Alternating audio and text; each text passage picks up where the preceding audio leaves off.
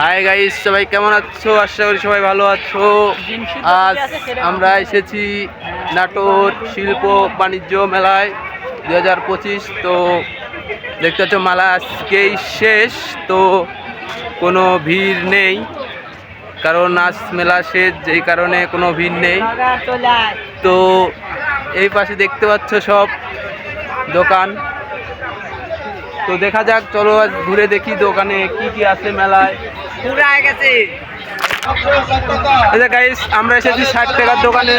তো আমরা এসেছি তিনজন, আমার কাকা নাম রাফি আর আমার বড় ভাই নাম মোহাম্মদ হৃদয়। তো আমরা এসেছি 60 টাকার দোকানে। দেখুন এখানে অনেক দোকান আছে, কোনো ভিড় নেই।